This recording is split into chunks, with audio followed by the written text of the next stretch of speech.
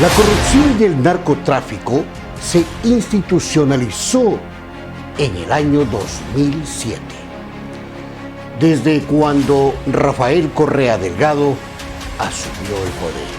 Desde ahí empezó la corrupción a rajatabla. Su principal plan de Rafael Correa, el plan de gobierno fue: hay que robar y hay que saquear el país. El mismo plan lo aplicó Lenín Moreno y ahora, lógicamente, el actual presidente Guillermo Lasso. La verdad, amigos televidentes, nada ha cambiado, nada, desde el 2007. Los correístas siguen en el poder y siguen robando, siguen haciendo de las suyas. Hoy, lógicamente, sale a la luz una nueva red de corrupción. La denuncia la hizo el medio digital La Posta de Ecuador. El caso se denomina El Gran Padrino. Una trama de corrupción que involucra al cuñado del actual presidente de la República, Guillermo Lasso, y también a otros funcionarios del gobierno, quienes se habrían repartido millonarias sumas de dinero de las empresas públicas. Así como lo escuchan. Aquí se los vamos a contar así de claro. La denuncia hecha por La Posta causó gran impacto dentro y fuera del gobierno del presidente de Ecuador, Guillermo Lasso, y en su círculo cercano. A pedido del mandatario, los gerentes de las empresas estatales pusieron sus cargos a disposición para ser evaluados y renunció el secretario anticorrupción Luis Verde Soto, quien confirmó en un informe las presunciones planteadas por el equipo de investigación de La Posta. Ante las denuncias, la Fiscalía General del Estado abrió una investigación a la que denominó el caso Encuentro. Se realizaron al menos 8 allanamientos en Quito y Guayaquil como parte de las indagaciones. La Asamblea Nacional creó una comisión multipartidista que está investigando estas denuncias y llamó a comparecer al periodista Anderson Boscan para recabar mucha más información.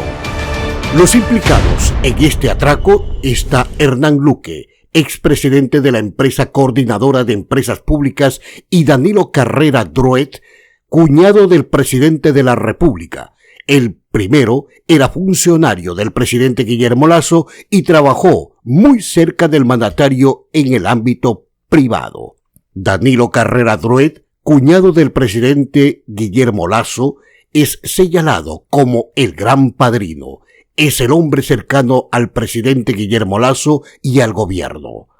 También está implicado en este caso Rubén Cherres, amigo de Danilo Carrera, cuñado del presidente. Se conoce que habría actuado como un operador. Él ubicaba a los ministros. El equipo de La Posta trabajó durante 6 meses, más de 630 horas, procesó 1.500 contratos, 7 audios y decenas de documentos, informes de inteligencia y análisis financieros de las empresas públicas y de cada uno de los implicados que desembocaron en corrupción en el sector eléctrico, el transporte de crudo y la coordinación de las empresas públicas del Ecuador. Como vemos, amigos televidentes, en el Ecuador, el robo está a la orden del día. Este caso lo vamos a analizar, lógicamente, con los protagonistas de la denuncia. Anderson Boscan, uno de los fundadores del medio de comunicación digital La Posta, está con nosotros, con quien vamos a dialogar de inmediato. Antes, amigos televidentes, vamos a hacer una breve pausa comercial y regresamos con la entrevista.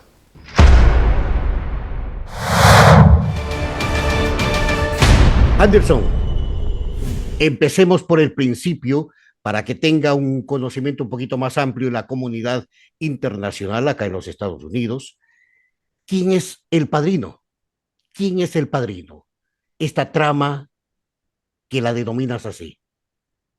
Gracias por la invitación, Ramiro. El Gran Padrino es una investigación que durante 8 meses llevaron adelante 10 periodistas de La Posta alrededor de la influencia de Danilo Carrera Druet, el cuñado del presidente de la República, y su manejo o eventual participación en lo que denominamos una estructura criminal enquistada en las empresas públicas que maneja el Estado ecuatoriano. ¿Es una mafia?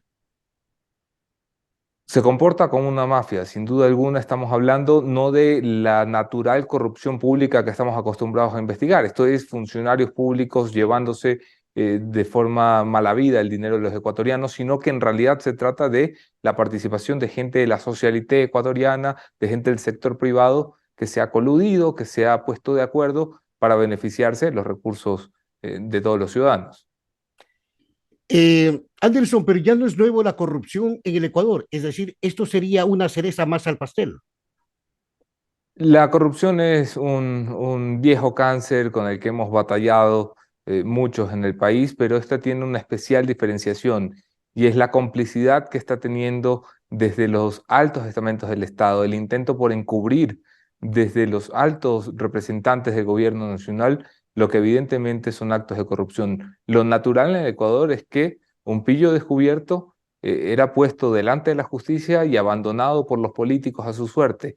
En esta ocasión estamos asistiendo a un vergonzoso escenario donde la política intenta encubrir, proteger, tapar, tutelar a aquellos que han actuado indebidamente. Es decir, en otras palabras, el propio presidente Lazo está encubriendo a los autores de todo esto. El gobierno del presidente Lazo está haciendo un esfuerzo importante por encubrir a estos actores. Nosotros en los próximos días seguramente publicaremos información de cómo llegaron incluso a mentirle a la Asamblea Nacional con documentos que tenemos ya respaldados y a buen recaudo, enviándole contratos maquillados a los fiscalizadores naturales del Ejecutivo, al Parlamento de la República que está investigando este caso de corrupción para desviar la atención de donde en realidad debe estar. ¿Hay un monto aproximado, Anderson, de cuánto se estaría perjudicando a los ecuatorianos? Tenemos contratos por más de 150 millones de dólares a estas alturas de la investigación, pero las empresas públicas, Ramiro, manejan 14 mil millones de dólares, que en un país como este es casi la mitad del presupuesto general del Estado. ¿Y qué ha hecho el presidente? Bueno, el presidente ha ido variando su discurso. Comenzó diciendo que esto era una infamia, una mentira. Luego dijo que no era tan mentira, que debía de investigarse. Luego dijo que tenía un funcionario público corrupto y que lo iba a traer del cogote para presentarlo delante de la justicia. Luego dijo que se trataba de un solo funcionario. Hoy ha sido allanado, por ejemplo, el Palacio de Carondelet.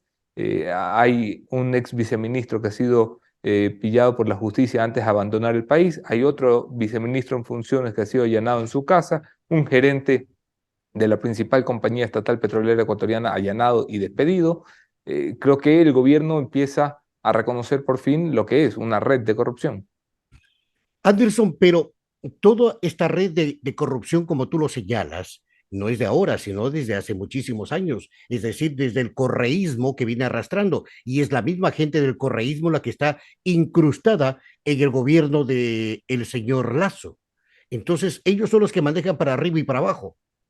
Yo creo que es incluso de antes del correísmo. Hay gente en el sector eléctrico que tiene 30 años haciendo negocios y lo que ha decidido la posta es que llegó la hora de ponerle la cara no solo a los políticos, que son los que toman las decisiones para beneficiarse del dinero de los ecuatorianos, sino a los que están detrás, los que nunca se ven salpicados, los que cuando removemos un ministro, removemos un gerente, ponen al siguiente y siguen haciendo negocios. Y esa es la diferencia de esta investigación con las anteriores. Estamos intentando llegar también aquellos que están actuando de forma corrupta, pero por fuera del Estado. Y aunque podamos señalar que muchos de ellos vienen de otros gobiernos, la verdad es que hoy están tutelados y protegidos por altos representantes de este. Es este el que tiene que responder. Anderson, pero es importante que conozca la comunidad internacional esto. Los funcionarios a los cuales tú haces alusión y la denuncia de investigación que ustedes han realizado, ¿permanecen todavía en el gobierno o ya han sido Bueno, removidos? hoy casi todos los funcionarios señalados en esta investigación, que fue llamada una infamia, han sido removidos. El secretario de la Administración, Iván Correa, perdió su cargo. El señor Mauricio Guín perdió su cargo en la Procuraduría. El señor Marcos Miranda, viceministro jurídico, perdió su cargo en Carondelet y hoy vio allanado el Palacio de Carondelet. el gerente de Petroecuador, el gerente de Selec, perdón, de Senel, el gerente de Flopec, que son compañías estatales ecuatorianas importantes, han visto retirada la confianza del presidente en sus cargos y en sus designaciones y están siendo, no solamente han sido despedidos, sino que están siendo investigados por fiscalía. A ver, tú dices que han sido sancionados, retirados del cargo, están siendo investigados, pero la denuncia es fuerte, de acuerdo a lo que yo estaba leyendo, siguiendo la información de la investigación que ustedes han realizado, es bastante clara y concisa que hay corrupción ahí. Y Sí, nadie está, y nadie está preso. no hay un solo detenido. De hecho, hubo un retenido que estuvo unas pocas horas, se acogió el derecho a silencio y la fiscalía lo dejó ir, pero debo reconocer que veo un ánimo en la fiscalía de llegar más allá. Creo que están tratando de separar el trabajo periodístico, que es importante, pero no es igual al trabajo judicial que tiene que hacer la fiscalía. La fiscalía tiene que prepararse para levantar un caso que pueda sostenerse delante de los tribunales y por eso tal vez toma medidas y aptitudes con las que yo no coincido, pero que sin duda respeto, como que no haya hoy detenidos en un país donde las evidencias sobran. Es que hemos presentado audios de gente diciendo quiero $150.000 para una cuenta en Andorra, de funcionarios públicos jugando con nuestra plata. Anderson, ¿confías tú en la justicia ecuatoriana? Porque nunca ha pasado nada con la justicia ecuatoriana. Es decir, las cárceles están llenas en el Ecuador, pero están llenas de aquellos que han robado una o dos gallinas por hambre y por necesidad. Pero los que han robado millones y millones de dólares y los Mm. narcotraficantes, los sicarios, salen como entrar a su casa. Precisamente, Ramiro, la diferencia de lo que nosotros denominamos el Gran Padrino y la Fiscalía ha denominado el caso Encuentro es esa, es que no estamos apuntando a los niveles de ratería donde normalmente mira la justicia, tratando de llevarse al subsecretario y al asistente del subsecretario y dejando impune a los ministros. Nosotros estamos yendo por la cúpula de la estructura criminal que hoy está representada por altísimos funcionarios del Estado, y no solamente por ellos, sino señalando al señor Danilo Carrera, el cuñado del presidente, a quien denominamos el Gran Padrino, que es un hombre con poderío económico, dueño de uno de los principales bancos de este país, con cientos de millones de dólares en la billetera y que aún así está envuelto en estas cosas. ¿Qué es lo que esperas entonces? O sea, simplemente las denuncias quedan ahí y no pasa nada. Bueno, lamentablemente no nos han dado el poder, o afortunadamente no nos han dado el poder a los periodistas de meter preso a No, nadie. no. Yo espero que las instituciones funcionen, Ramiro. Eso sí es cierto.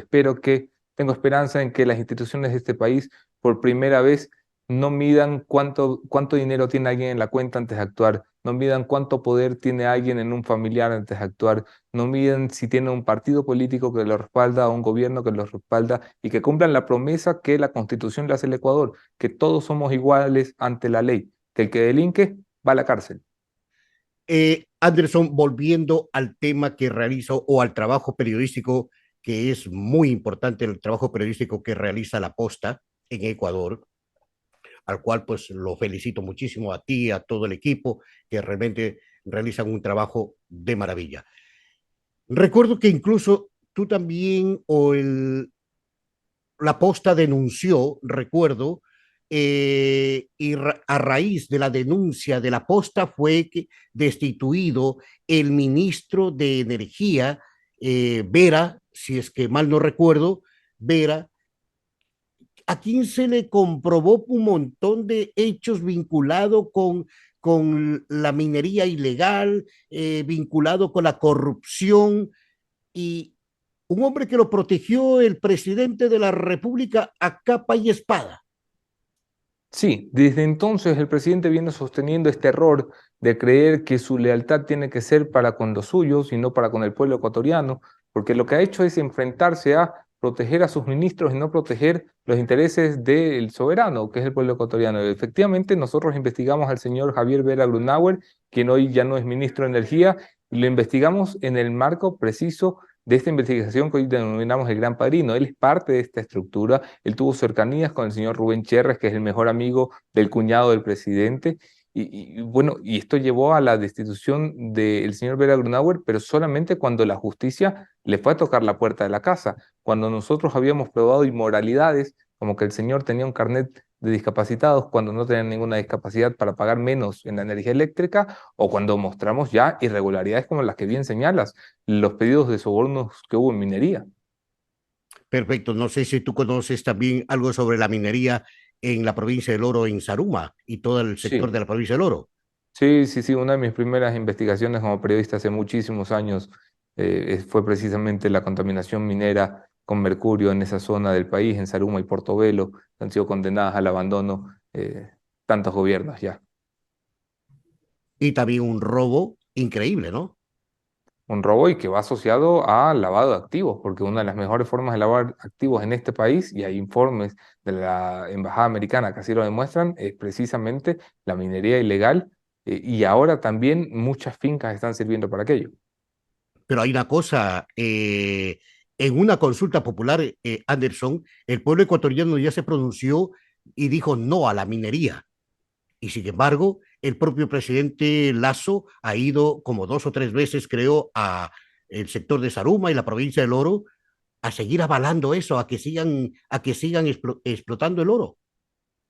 El problema, Ramiro, es que el presidente Lazo se ha convertido en un político sin palabra y eso es muy peligroso para una persona que dirige una nación.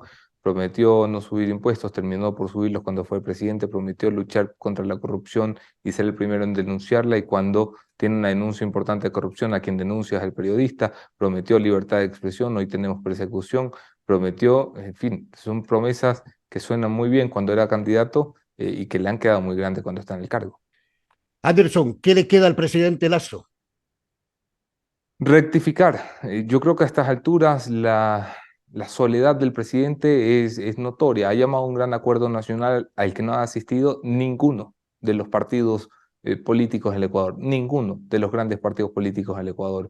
No tiene una mayoría en la Asamblea, de hecho la Asamblea lo está investigando con miras a establecer responsabilidad política, en este caso de corrupción. No tiene apoyo popular, ha perdido una consulta que era imposible de perder, y creo que lo que le queda es la rectificación pura y dura, cambiar el rumbo de las cosas en favor de los intereses de la mayoría. ¿O le quedaría dos alternativas? ¿Irse a la casa o una muerte cruzada también?